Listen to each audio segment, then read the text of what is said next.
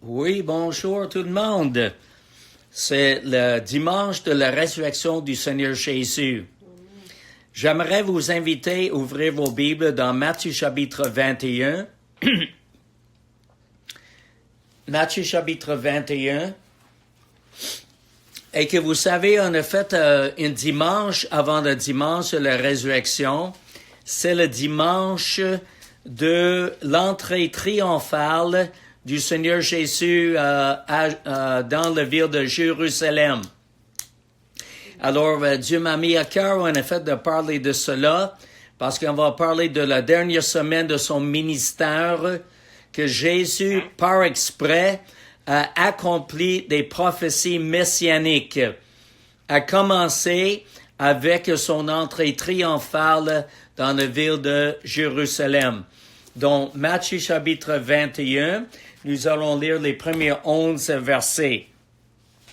Lorsqu'ils s'approchèrent de Jérusalem et qu'ils furent arrivés à Bethphagée, vers la montagne des Oliviers, Jésus a envoyé 2 disciples en leur disant, « Allez au village qui est devant vous, vous trouverez aussitôt une ânesse attachée et un ânon avec elle. Détachez-les et amenez-les-moi. Si quelqu'un vous dit quelque chose, vous répondrez, le Seigneur en a besoin. Et à l'instant, il les laissera aller. Or, ceci arriva afin que s'accomplisse ce qui avait été annoncé par le prophète. Dites à la fille de Sion, voici ton roi vient à toi, plein de douceur et monté sur un âne, sur un ânon, le petit d'une ânesse. Les disciples allèrent et firent ce que Jésus leur avait ordonné. Ils amenèrent l'ânesse et l'ânon, mirent sur eux leurs vêtements, et les firent asseoir dessus. La plupart des gens de la foule étendirent leurs vêtements sur le chemin, d'autres coupèrent des branches d'arbres et en jonquèrent la route. Ceux qui précédaient et ceux qui suivaient Jésus criaient, « Hosanna au fils de David, béni soit celui qui vient au nom du Seigneur. Hosanna dans le lieu très haut. » Lorsqu'il entre dans le Jérusalem, toute la ville fut émue, et l'on disait, « Qui est celui-ci? » La foule répondait, « C'est Jésus, le prophète de Nazareth en Galilée. » Seigneur, nous sommes bénis d'être à toi. Nous sommes bénis d'ouvrir ta parole. Nous voulons, Esprit Saint, que tu nous éclaires, que tu nous guides en effet dans cette étude de ta parole. Nous voulons voir Jésus élevé, Seigneur, et nous aimons tout ce que tu nous montres par ta parole et nous te bénissons pour cela. Et nous bénissons aussi les gens qui vont entendre le message dans la suite au nom de Jésus. Amen. Amen. Amen. Alors, c'est ça qui a eu lieu le dimanche avant la crucifixion. C'était, en effet, une manière dramatique par laquelle Jésus a proclamé sa messianité. L'idée qu'il est le Messie. Ceci accomplit dans les moindres détails la prophétie de Zacharie chapitre 9 et le verset 9 que nous lisons. « Sois transporté d'allégresse, fille de Sion. Pousse des cris de joie, fille de Jérusalem. Voici ton roi vient à toi. Il est juste et victorieux. Il est humble et monté sur un âne, le petit d'une ânesse. » Alors, Jésus a fait son entrée dans Jérusalem. Matthieu, ici, il parle de 2 animaux. Il parle de l'ânesse et il parle de l'ânon, le petit d'une ânesse. Et on voit ça dans le verset 2 et on voit ça dans le verset 7. Tandis que lorsque nous lisons dans Marc chapitre 11, il nous parle que, c'est ça, il y avait simplement un ânon. Et pourquoi est-ce qu'en effet, lui parle de seulement un ânon? Parce que l'ânon n'a jamais été, on n'a jamais embarqué sur l'ânon dans le passé. Alors ça, c'est dans Marc chapitre 11. Et le verset 2, « Allez au village qui est devant vous, dès que vous y serez entrés, vous trouverez un nom attaché, sur lequel aucun homme ne s'est encore assis, détachez-le et emmenez-le moi. » C'est parce qu'il y a des gens qui aimeraient dire qu'il y a une contradiction. Dans Matthieu, il parle de 2 animaux et dans Marc, il parle seulement d'un animal. Mais c'est parce que Marc, de son perspective, parle d'un anneau sur lequel il n'y avait aucun homme qui s'est assis auparavant. Mais les deux sont des récits très bons, n'est-ce pas? Amen. OK, voilà. Alors, et pourquoi est-ce que Matthieu parle de l'ânesse? Parce que l'ânesse était sûrement amenée pour contrôler, mettre à l'aise l'anneau sur lequel Jésus, comment ça dit ça, il le chevauchait. Ça va? C'est bon? Amen. Alors voilà pourquoi Matthieu met cela dans son récit à lui. OK? Et les Juifs auraient dû accepter Jésus comme le roi des Juifs et le roi d'Israël pour accomplir les prophéties de la Bible. Mais les pharisiens et les scribes l'ont déjà rejeté à cause de leur cœur était méchant. Nous lisons dans Matthieu chapitre 12 qu'il avait déjà résolu dans leur cœur, les Juifs, les pharisiens et les scribes, de ne pas accepter le Seigneur Jésus. Et par cela, nous voyons la puissance des ténèbres. Donc, nous voyons ça dans Matthieu chapitre 12 et le verset 24. Les pharisiens ayant entendu cela, parce que les gens disaient, n'est-ce pas le fils de David dans le verset 23? Les pharisiens ont dit, cet homme ne chasse les démons que par Béelzébul, prince des démons. Comme Jésus connaissait leurs pensées, il leur dit, tout royaume divisé contre lui-même est dévasté, et toute ville ou maison divisée contre elle-même ne peut subsister. Alors, il a raisonné avec les autres. C'est ça. Ensuite, il a dit, dans le verset 31, « C'est pourquoi je vous dis, parce qu'ils ont continué à le rejeter, tout péché, tout blasphème sera pardonné aux hommes, mais le blasphème contre l'Esprit ne sera point pardonné. Quiconque parlera contre le Fils de l'homme, il lui sera pardonné. Mais quiconque parlera contre l'Esprit Saint, le Saint-Esprit, il lui sera pardonné ni dans ce siècle, ni dans le siècle à venir. » Alors, ils ont parlé contre le Saint-Esprit. Ils ont attribué son œuvre pour mettre en évidence Jésus comme une œuvre du Béelzébul, le prince des démons, en autre mot, Satan. Et c'était le péché contre le Saint-Esprit, là. Alors, justement, et ensuite, nous voyons qu'un peu plus loin, parce que moi, j'avais dans l'idée dans le passé, c'était uniquement les pharisiens et les scribes qui étaient responsables pour cela. Mais nous lisons, en effet, dans le verset 30, à partir de 38, « Alors quelques-uns des scribes et des pharisiens prirent la parole et dirent, « Maître, nous voudrions te voir faire un miracle. » Jésus avait déjà fait plusieurs miracles. Il avait ressuscité Lazare, il avait chassé les démons, d'accord? Il avait purifié les lépreux, mais il demandait pour un signe. C'est ça, non, pour un autre miracle. Non, c'est ça, c'était très évident. Il était le Messie, mais il ne voulait rien savoir. Et ensuite, Jésus leur dit, il leur répondit, « Une génération méchante et adultère demande un miracle.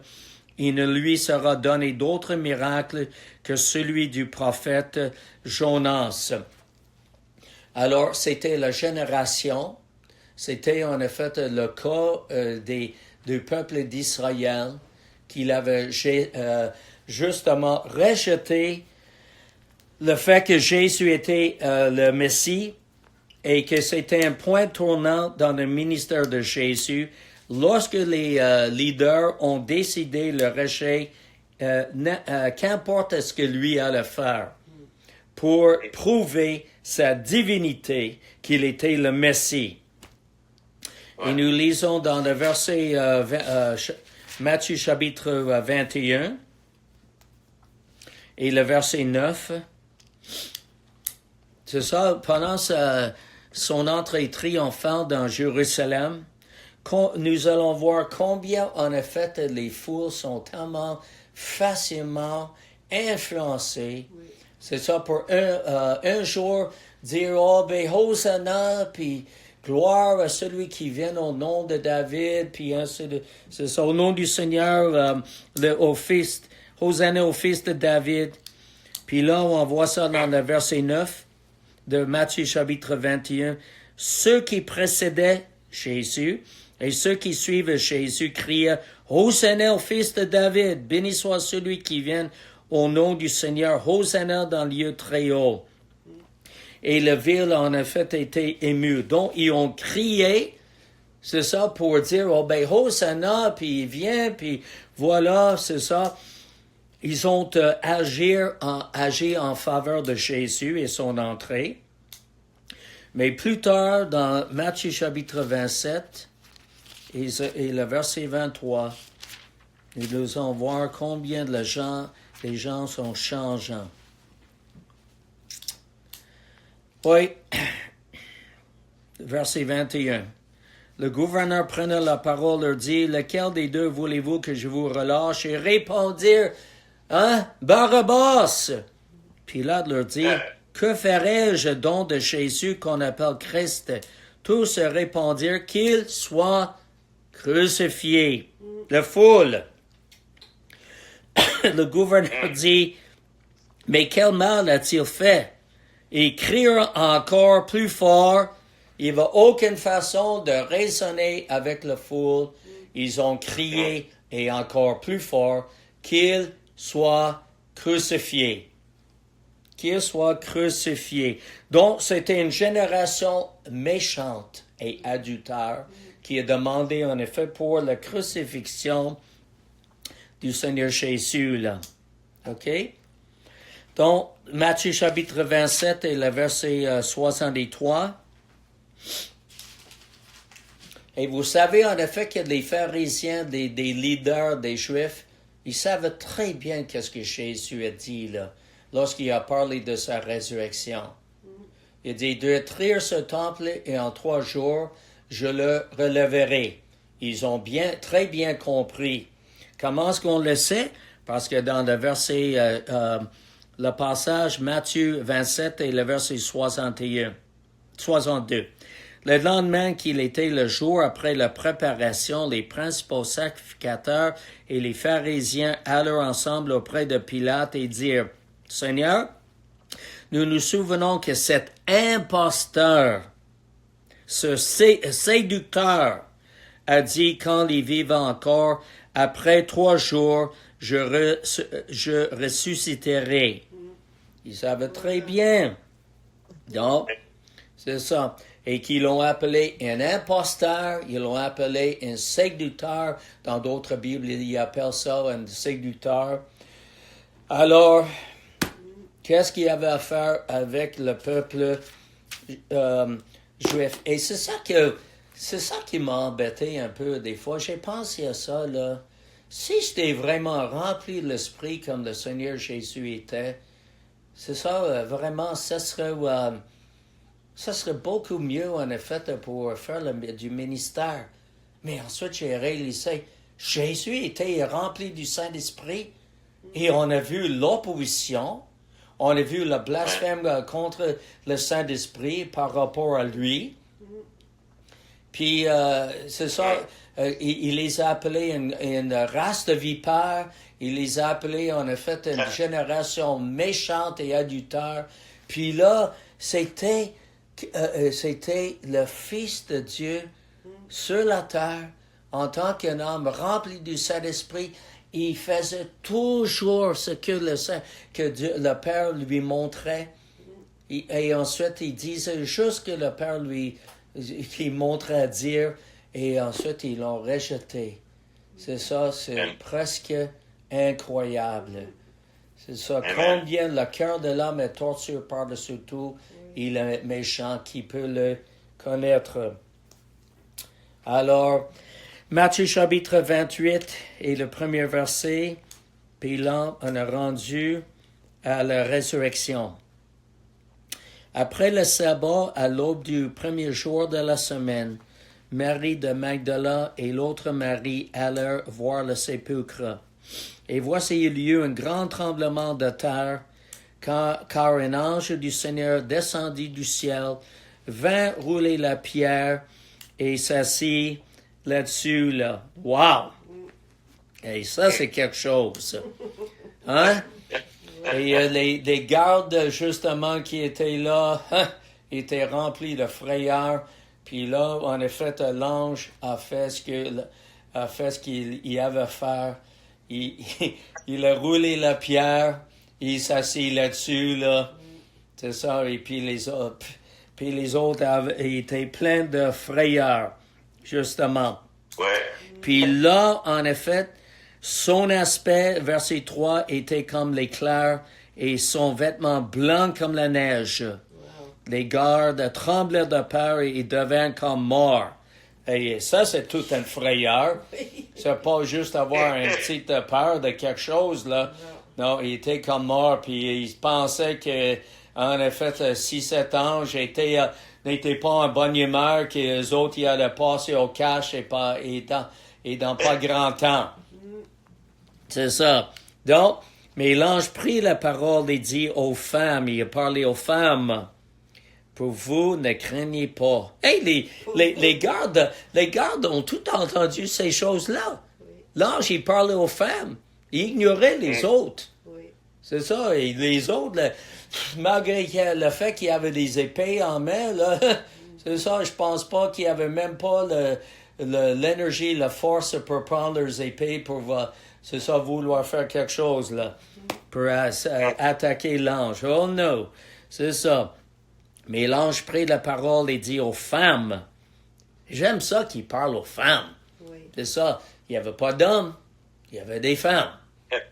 Wow, c'est ça, Dieu, c'est ça, aime les femmes. Ils ont une grande importance, en effet, pour lui dans le récit de la résurrection et le témoignage qu'il allait rendre. Alléluia. Pour vous, ne craignez pas, mais je sais que vous cherchez Jésus qui a été crucifié. D'accord? C'est ça. Donc, crucifié, c'est ça d'une façon indigne. Enseveli, puis là, il parle de verset 6, il ne pointe ici. Wow! Amen. Il est ressuscité. Vraiment, comme il avait dit, venez voyez le lieu où il était couché. Wow! Yes. Et ensuite, allez promptement dire à ses disciples qu'il est ressuscité des morts. Et voici Jésus, il vous précède en Galilée, c'est là que vous le verrez. Voici, je vous l'ai dit. Wow! Amen, amen. Hey. Et les femmes, ils n'ont pas perdu de temps, là. Justement, verset 8. Elles s'éloignèrent promptement du sépulcre, avec crainte et avec une grande joie. Wow, parce que c'est quelque chose d'avoir un ange comme cela et de réaliser qu'il est resté des morts. Puis il dit, c'est ça, on va courir, là, aller voir les autres. C'est ça que l'ange nous a dit de faire, on va le faire. Ils coururent porter la nouvelle aux disciples. Et c'est quelque chose, là. Dieu a un grand respect pour les femmes et j'aime bien ça, là. Puis c'est ça qu'ils ont fait. Ils ont allé voir des disciples. Et ensuite, Jésus lui-même, et voici, verset 9, vint à leur rencontre et dit, je vous salue. Elles s'approchèrent pour saisir ses pieds et elles l'adorèrent. Jésus qui est digne de notre adoration. Oui. Alléluia. C'est pas une vénération, c'est une adoration. Parce qu'il est le Messie, parce qu'il est Dieu, le Fils. Alors Jésus leur dit, ne craignez pas, allez dire à mes frères de se rendre en Galilée, c'est là qu'ils me verront. Wow, c'est quelque chose. Quel témoignage. Quel témoignage. Alors, allez dire ça à vos frères, à mes frères, justement, que je suis ressuscité des morts. Et le verset 17. OK, mais là, il a vu, parce que ce sont, on peut parler, qu'est-ce qu'on a fait les autres, ils voulaient, comment ça dit ça? Payer les gardes pour dire que ses disciples sont venus pour dérober son corps. Encore la déception, c'est ça, la séduction, le mensonge, l'hypocrisie. Mais là, on va mettre l'emphase sur le verset 16. Les 11 disciples allèrent en Galilée sur la montagne que Jésus leur avait désignée. Quand ils le virent, ils l'adorèrent, mais quelques-uns eurent des doutes. Est-ce possible? Est-ce que c'est possible? Jésus qui est droit devant eux autres, Oui. puis là, les voit. Il voit en effet des frères qui sont en train d'autres juifs, des croyants, l'adorer, mais il y a encore des tourments dans la gang, des douteux. Wow, c'est quelque chose. Et qu'est-ce que Jésus leur a dit? Jésus s'étant approché, leur parla ainsi. Tout pouvoir, toute autorité désignée. D'accord, c'est ça. Toute autorité, parce que c'est le mot exousia, ça veut dire, puis ça peut être pouvoir, ça peut être autorité, ça peut être le droit. Toute autorité m'a été donnée dans le ciel et sur la terre. Qu'est-ce qu'il a donné en effet comme une grande mission à faire? Allez, faites de toutes les nations des disciples, les baptisant au nom du Père, du Fils et du Saint-Esprit, et enseignez à observer tout ce que je vous ai prescrit, et voici, je suis avec vous tous les jours jusqu'à la fin du monde. Et bien sûr, ça, c'est dans le contexte de il est avec nous tous les jours jusqu'à la fin du monde, c'est vrai, mais c'est dans le contexte de la grande mission, d'aller faire de toutes les nations des disciples et de faire de eux autres des disciples en leur enseignant tout ce que Jésus avait prescrit. Et ce que j'aime voir aussi, c'est que l'adoration, dans le verset 17, quand ils le virent, ils l'adorèrent. Et l'adoration nous conduit à recevoir du Seigneur une mission. Une mission. C'est l'accomplissement de l'adoration, de le servir. Et c'est pour ces raisons, l'adoration les a conduits à avoir de la part du Seigneur une grande mission. Wow! C'est notre responsabilité et notre privilège d'avoir la grande mission. Alors, la résurrection, c'était en effet le premier jour de la semaine, le dimanche. D'accord? Comme l'entrée triomphale, c'était le dimanche, une semaine auparavant, lorsqu'il est entré en Jérusalem. Et c'est tellement triste de lire qu'ils n'ont pas accepté en effet comme roi, mais il fallait que justement qu'il meure pour nos péchés et qu'il soit ressuscité là. Amen. Et nous savons en effet que dans l'Ancien Testament, dans Lévitique chapitre 23, il parle des premiers fruits, il parle de le Pâques, il parle des pains sans levain, et ensuite il parle en effet de les premiers fruits. C'est ça, de la moisson. Et les premiers fruits, nous voyons dans 1 Corinthiens, c'est ça, chapitre 15. 1 Corinthiens, chapitre 15. Et le verset 20. Parce que Jésus est mort pendant la Pâque.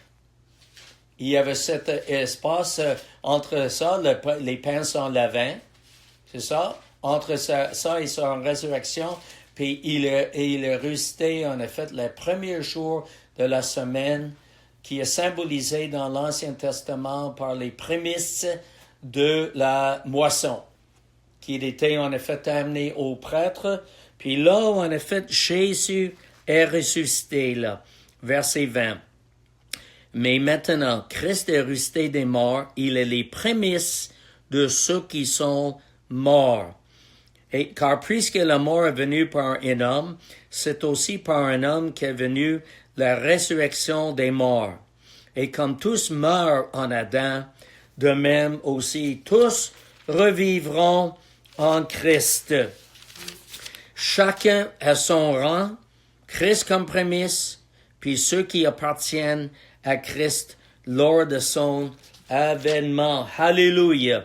Hallelujah. Nous allons vivre avec le Seigneur dans le ciel parce que lui est le prémisse. C'est Christ notre Pâque, c'est Christ notre résurrection. À cause que lui vit, nous allons vivre avec lui. C'est la promesse de notre résurrection, parce que Jésus est ressuscité des morts, nous allons aussi être ressuscités pour vivre avec lui, amener avec lui dans le ciel. C'est ça. Et bien sûr, par la nouvelle naissance, nous sommes déjà ressuscités. Nous sommes nés de nouveau. OK? Amen. Mort au vieil homme, enseveli, ressuscité en Jésus-Christ. Alors, Amen. c'est merveilleux. À cause que lui vit, nous sommes ressuscités là. C'est merveilleux. Oui. Avez-vous en effet envie d'entendre plus? Matthieu, nous pouvons parler de l'évidence de la résurrection. Dans Matthieu chapitre 28. Matthieu 28. Et le verset 6. Il y a plusieurs versets. On va essayer de juste toucher quelques-uns. L'évidence de la résurrection. La première chose, le tombeau est vide. Il n'est point ici. Il est ressuscité, comme il avait dit. Venez voir le lieu où il était couché là. Alléluia, le tombeau est vide. Matthieu chapitre 28, verset 6. Luc chapitre 24, verset 3. Deuxième chose, le témoignage des anges. Matthieu chapitre 28, verset... Hey, le verset... Un instant. 46? Hey, ça va pas? Il n'y a pas de 46. C'est ça. Le témoignage des anges, ça doit être dans un autre... un instant. Verset 5. 28, 5. Oui. Excellent. Merci. Oui. Et l'ange a pris la parole et dit, pour vous, ne craignez pas, car je sais que vous cherchez Christ qui est qui a été crucifié, il est point ici. Mais Luc chapitre 24, merci pour ce verset, Pasteur. Il est verset 5.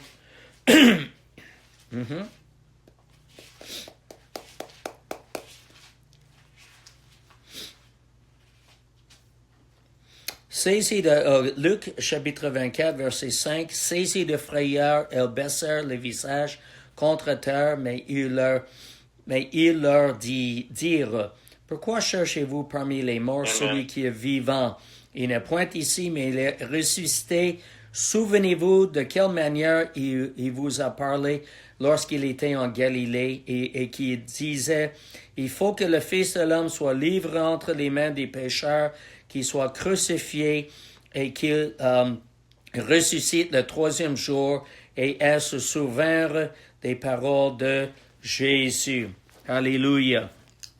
Ensuite, il y avait des personnes qui ont parlé avec lui après sa résurrection, comme Pierre, Marie, Thomas, par les 500, 1 Corinthiens 15, 6, par Étienne, pendant qu'il était en train de le tuer, c'est ça, il a vu Jésus dans Actes chapitre 7, et aussi par l'apôtre Paul sur le chemin de Damas. Amen. C'est ça qu'ils ont vu Jésus. Alors pour Étienne, c'est Actes chapitre 7, verset 56, et par Paul, Actes chapitre 9, verset 5. Et nous allons terminer avec les 3 points suivants. Comment est-ce que Jésus est ressuscité des morts? La première chose, par la puissance de Dieu le Père. Actes chapitre 2, verset 23.